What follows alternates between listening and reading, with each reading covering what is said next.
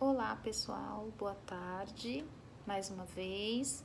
Boa tarde aqui, um finzinho de tarde com chuva e, enfim, a gente está aqui mais uma vez se conectando, né, através desse novo modelinho de aula, que não é o que a gente gostaria, mas é uma forma muito bacana da gente se manter conectado, da gente se manter na mesma sintonia, não parar os nossos estudos e continuarmos sintonizados em pensamento e em sentimento à casa de Ubiratã, ao estudo, ao Evangelho. Falando em Evangelho, espero que vocês já tenham acompanhado o Evangelho de hoje, né? Já tenham aí se conectado à casa de Ubiratã, aos amigos espirituais, aos anjos guardiões de vocês, né? Pedindo sempre a proteção para esse estudo, o esclarecimento, o entendimento, que a gente possa mais uma vez absorver essa aula e que ela possa também nos ajudar a nos melhorar como pessoas e como espíritos eternos.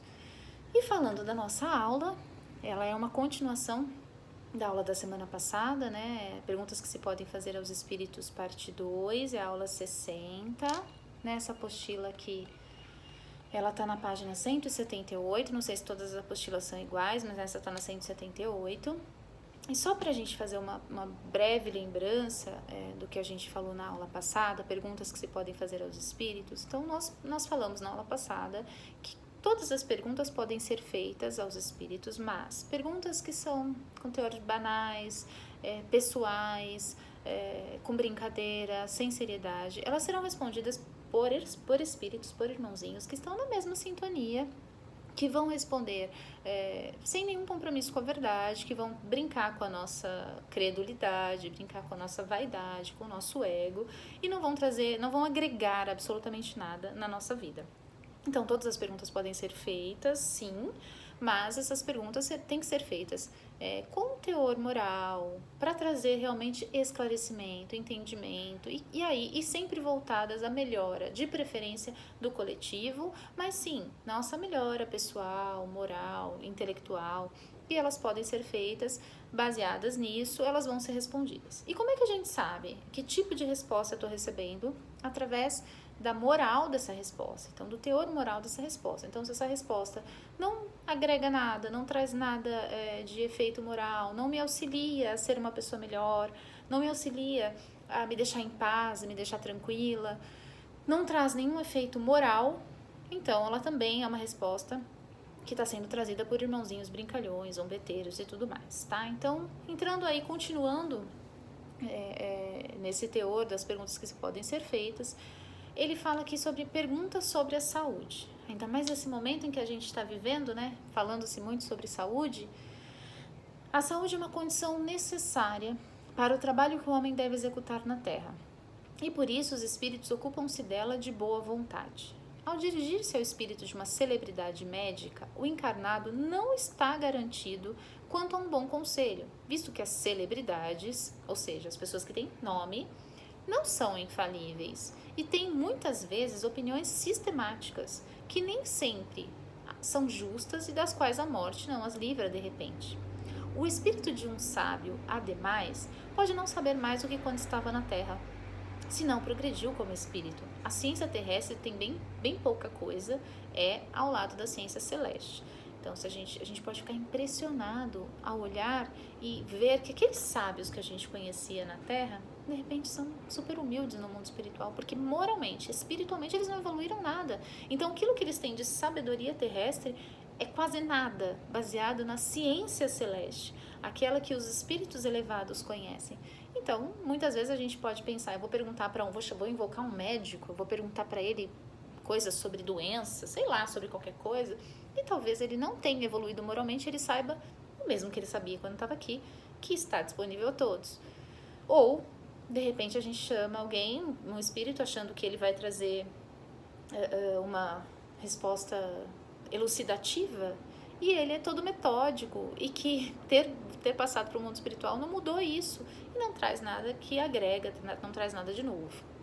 Se os espíritos superiores possuem esta última ciência, e os homens ficariam até muito espantados com o lugar que os sábios ocupam no mundo espiritual, questão interessante formulou Kardec aos espíritos, perguntando se poderia um médico evocar os espíritos dos seus clientes que morreram, obter esclarecimento sobre a causa que lhes determinara a morte e sobre as faltas que houvera cometido no tratamento.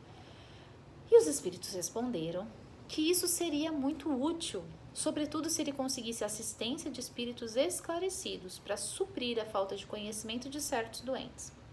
Para tanto, seria importante que se fizesse um estudo de modo sério, assíduo e com fim humanitário, e não como meio de adquirir sem trabalho, saber e riqueza. Livro dos Médiuns. Bom, óbvio, né? Todo estudo, a pergunta que se deve fazer aos espíritos deve ser pautada em fins humanitários, um estudo sério, assíduo, ou seja, frequente, e sempre voltado à melhora coletiva. Então não adianta eu querer perguntar para os espíritos achando que eu vou obter saber e riqueza sem trabalho, que isso não vai acontecer. Eu só vou conseguir respostas banais, respostas dos irmãozinhos brincalhões e zombeteiros. E aí, olha que legal, Kardec perguntou para os espíritos se um médico poderia invocar os espíritos dos seus doentinhos para perguntar o que tinha acontecido, do que eles faleceram e quais foram as faltas que ele pode ter cometido no seu tratamento. E aí os espíritos responderam que seria muito útil se ele pudesse fazer isso, e mais ainda, se ele obtivesse assistência de espíritos elevados para poder auxiliá-lo nesse caminho, porque às vezes o doentinho não saberia explicar o que aconteceu, não saberia dizer por que ele faleceu ou qual tratamento falhou, né? Mas ele disse que sim, que poderia ser feito, que seria útil inclusive ele fazer isso. Olha que bacana pergunta sobre a saúde. E sobre as invenções e descobertas? Podemos fazer perguntas sobre invenções e descobertas? A espiritualidade pode auxiliar o homem no seu progresso, mas não pode fazer ou revelar tudo. A ciência é obra do gênio e só deve ser adquirida pelo trabalho, porque é somente pelo trabalho que o homem avança no seu caminho. Cada coisa deve vir no seu tempo, e quando as ideias gerais estão maduras para receber. Se as coisas fossem dadas ao homem inteiramente feitas, para que lhe serviria a sua inteligência? De onde viria o seu mérito? Então, se a gente recebesse tudo de mão beijada, que mérito nós teríamos? E olha que legal, a espiritualidade nos intui, nos auxilia e deixa sempre o mérito como se fosse só nosso, das nossas escolhas. Daquilo que a gente descobre, daquilo que a gente inventa, da melhoria na saúde, na medicina, na física, na química, né? Então isso é muito bacana.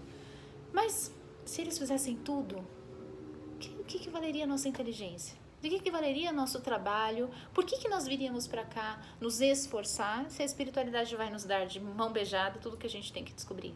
Então não. Tudo vem pelo trabalho, trabalho pela melhora, trabalho pela evolução, trabalho pelo estudo, pela prática. Então aí sim a gente descobre com o auxílio, com o socorro desses irmãos. Mas o sábio e o inventor são assistidos pelos espíritos nas suas pesquisas. Quando chega o tempo de uma descoberta, os espíritos incumbidos de lhes dirigir a marcha procuram o homem capaz de levá-la a termo, inspirando-lhe as ideias necessárias, mas preservando-lhe o mérito. Os espíritos deixam a cada homem na sua esfera. Aquele que só é capaz de cavar a terra, os espíritos farão depositários dos segredos de Deus, mas saberão tirar da obscuridade o homem capaz de lhe secundar os desígnios.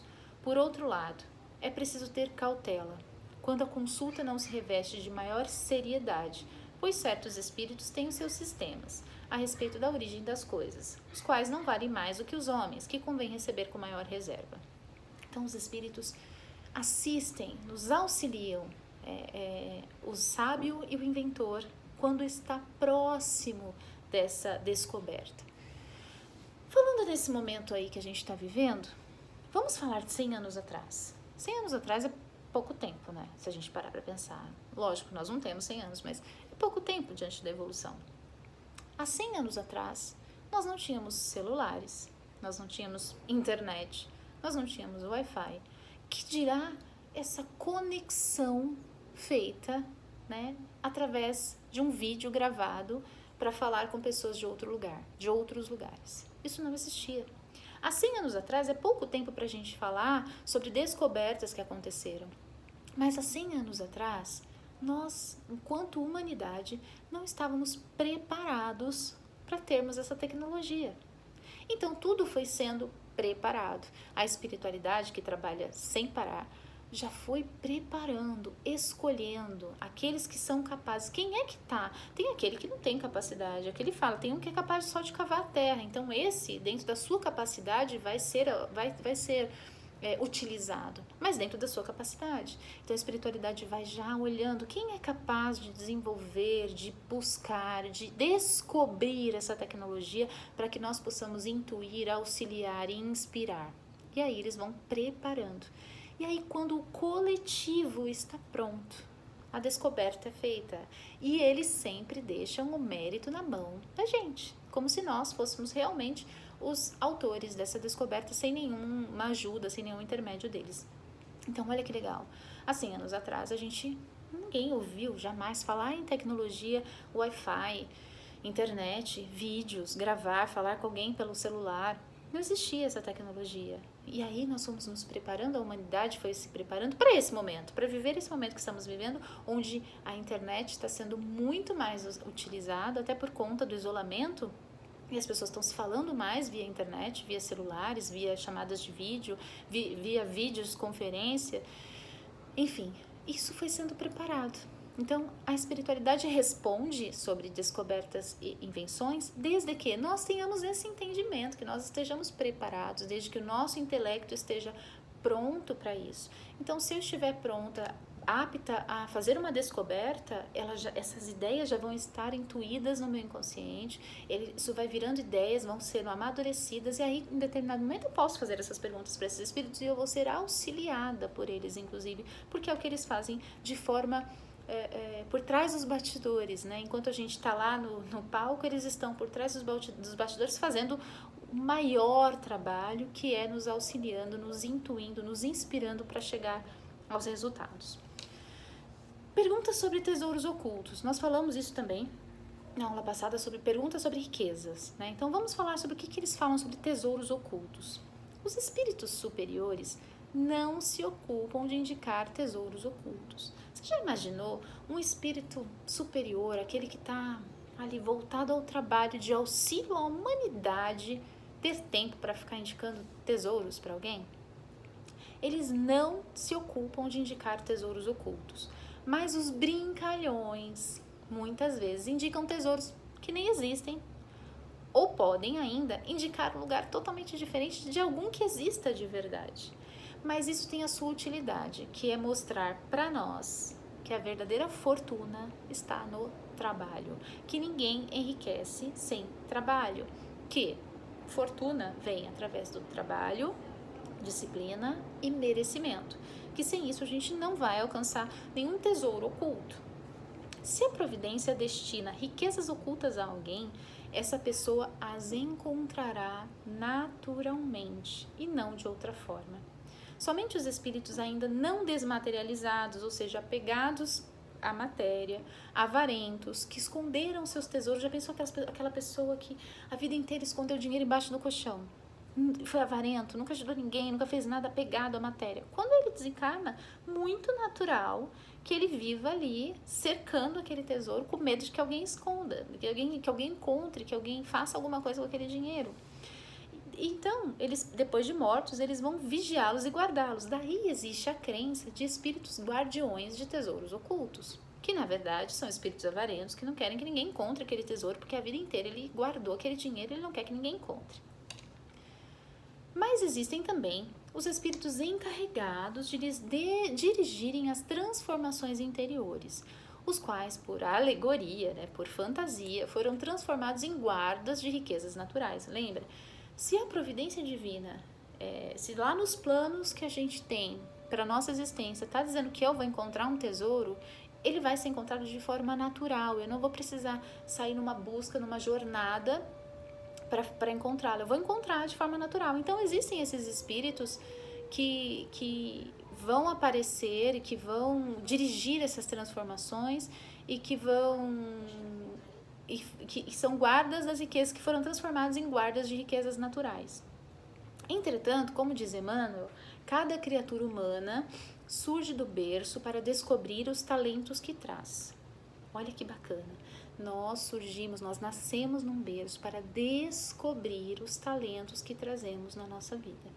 Nós vamos descobrir através do trabalho, através da vivência, independente da fortuna terrestre, a fim de ajudar os outros, valorizando a si mesmo. Então, independente da fortuna que nós tenhamos ou da falta dela, nós temos os nossos talentos que servem para ajudar o próximo e para nos melhorar como espíritos eternos. Somente o trabalho, gente. Notícia ruim, somente o trabalho. Nós não vamos alcançar sem que a gente tenha méritos para alcançar fortuna do nada, tá? Então, só alcançamos essa fortuna através do nosso trabalho, da disciplina e do merecimento.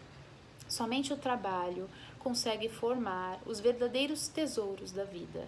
Ainda assim, é indispensável distinguir a ação digna da exploração inferior.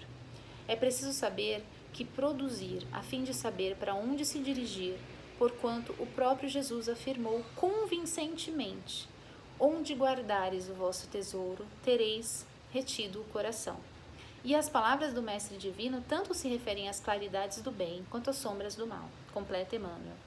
E ainda tem essa máxima de Jesus: onde guardares o vosso coração, tereis ali, onde guardares o vosso tesouro, tereis ali retido o vosso coração. E tem outra, né? Não junteis tesouro na terra, onde pode se corromper. Então ele fala muito daquilo que a gente valoriza, não só, né, não junteis tesouro na terra, ele fala não só do bem material, mas daquilo que a gente valoriza de uma forma geral e que a gente deixa de valorizar coisas importantes, como, por exemplo, o amor ao próximo, a caridade, a melhora evolutiva, a nossa melhora como ser humano, como espírito eterno, a nossa reforma íntima, enfim. Então, são coisas que a gente precisa valorizar e que, de repente, a gente troca isso pela fortuna, né, onde a gente está depositando o nosso coração, onde a gente está ali preocupado mais com a matéria do que com o espírito, que é a nossa verdadeira morada. E aí, perguntas sobre outros mundos. Livro dos Médiuns, capítulo 26. Como confiar nas descrições dos espíritos sobre outros mundos? É preciso atentar para o grau de adiantamento real dos espíritos que dão essas descrições. E é natural que os espíritos vulgares sejam incapazes de prestar quaisquer informações a respeito. Mas os espíritos bons gostam de escrever o mundo em que habita, a fim de oferecer ensinamentos, melhorar o homem e colocá-lo no caminho que conduz a eles. Essas descrições, que têm por fim a evangelização das criaturas, trazem melhores informações sobre o estado moral dos habitantes e não sobre o estado físico ou geológico desse globo. E são também uma forma de fixarem as ideias do homem sobre o futuro e não deixá-lo na incerteza. Então, quando nós podemos perguntar sobre outros mundos? Sim, nós podemos. Os espíritos brincalhões, zombeteiros, vulgares, não têm capacidade de trazer informações claras e objetivas sobre isso, porque eles também não têm compromisso com a verdade, eles vão continuar trazendo informações desencontradas. Mas os espíritos bons, já adiantados moralmente, eles têm prazer em trazer informações do mundo que habitam, que tem o cunho dessa informação é evangelizar, é ensinar, é nos dar o entendimento não só do mundo que eles habitam, mas do tipo moral de espíritos que habita aquele globo. E também nos dar um caminho, uma direção, dizendo, olha, quanto mais a gente melhora, mais a gente evolui, melhor a gente vai viver, né, no mundo espiritual, porque nós vamos habitar mundos assim, e aí também nos dar a certeza da continuidade da vida. Então é uma forma dessa informação ser muito mais clara, fixando na nossa ideia de que a vida continua e que aquilo que nós fazemos aqui ecoa na eternidade, né? Então, quanto mais a gente se melhora, melhor o lugar onde vamos habitar depois, vamos viver mundos felizes, mundos já iluminados, já esclarecidos, cercados de amigos espirituais que evoluíram também, tá certo? Bom, gente, nossa aula de hoje termina aqui. Eu espero que vocês tenham bastante dúvidas, porque eu gosto de responder, né? Mas se eu não souber responder, meus amigos aí nossos amigos estão aí, Armando, Fernando, Gilberto, estão aí para nos auxiliar. Um ótimo fim de quinta-feira para vocês, um ótimo final de semana. Fiquem salvos, fiquem bem, fiquem seguros e fiquem na presença de Jesus, do nosso Mestre amado, Jubiratã. Um grande beijo para vocês, fiquem com Deus.